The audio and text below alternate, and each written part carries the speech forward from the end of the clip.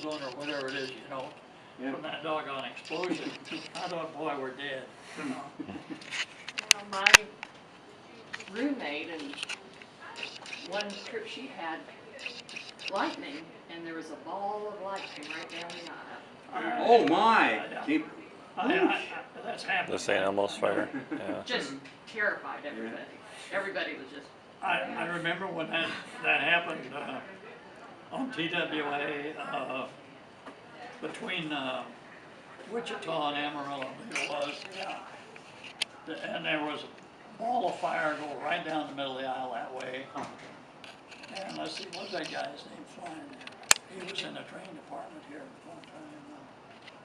What would have happened if somebody was standing there? Wouldn't have bothered them? Oh yeah, I did. I don't know. I think it's a lot like static electricity. Wouldn't be grounded because, you know, it doesn't do too much harm. I think to it's the like airplane. it's kind of like static electricity. It's super. It's just high kinda- voltage, you but see it, but it's not really. it's high voltage, but no Because current you're at not all. Yeah. standing on the ground. Yeah, that's what I've heard of TWA anyway. lost an airplane off the coast of Italy through lightning.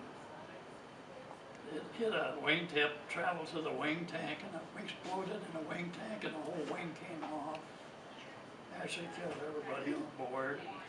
But that was one of the latest models of the Constellation, the 1649 model. The co-pilot's name was Stanton, so I remember that, no relation. Paul Grade was the captain from Los Angeles. And after that happened, they put static arresters in the wings so that couldn't happen again. I think Pan Am lost one too before they did. Well, maybe one of these days you'll come back and that plane will be sitting here in the hangar. Because she's thinking about bringing it and let You know, Sanger. it used to be they served you all kinds of food on board the plane. And Jimmy Smith and I we were flying out to see Jimmy in Virginia, out in California. And as we flew out of Salt Lake City, going across the mountains, it just served our food, and we're all at once we got into a horrible storm, and the plane flipped up, and the hostess went careful against the top, fell back down again. The food was flying all over everybody.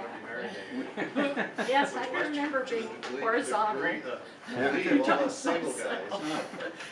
One time we had these little cakes with little round colored balls on them, you know?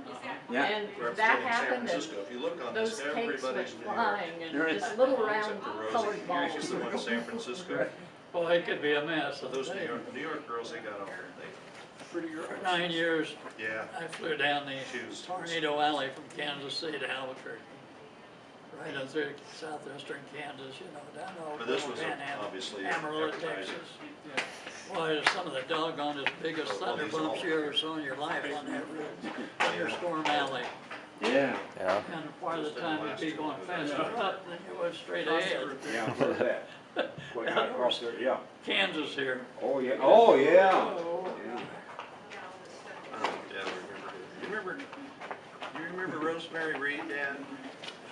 Rose Wall, she was married to Malcolm. Sure. There's her picture right there. There's Rosie. Boy, it sure is. She did all everybody in the picture's New York based except for her. She did a lot of them. That was an advertisement. It was a good friend. What'd she do? She was a stewardess. Oh, yeah. She was part of our little gang that we used to run around in the sports cars. She was a real character. Very nice girl. She worked undercover narcotics. Wow. The San Mateo Sheriff's Office. She and another gang.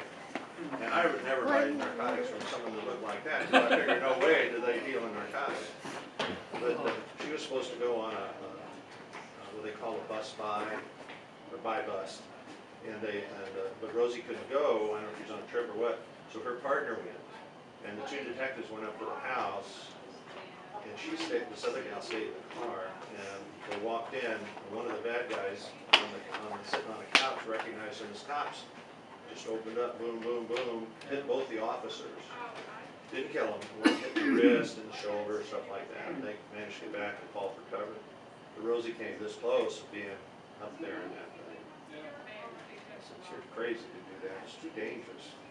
And she was doing it for fun. It's reserved. Oh, wow. She worked the San Mateo County Fair. She was making so many arrests, you know, because they got her wired up.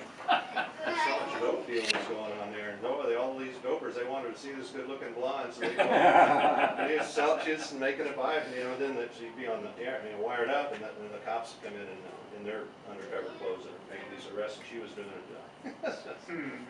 She thought it was all the big game till She her, didn't have any fear no fear until her, till that. to the shooting, you know. Then it was like, That's how fast it can happen. She Oh, yeah. realized how fast. yeah, Yeah. not so much of a game then. Where's Malcolm now? You talked to him last, he was down in Los Angeles, he had a travel agency down there. He was up in Seattle. No, that was Clark Wynn. Clark Wynn, yeah. Married Tommy Bell, the little gal with the talked out of the side of her mouth, Yeah, ground right. hostess. Yeah. She Southern was Bell something accent else. is thick, and you almost needed an interpreter when you talked to Tommy. Yeah, Tommy is something else. Yeah. She was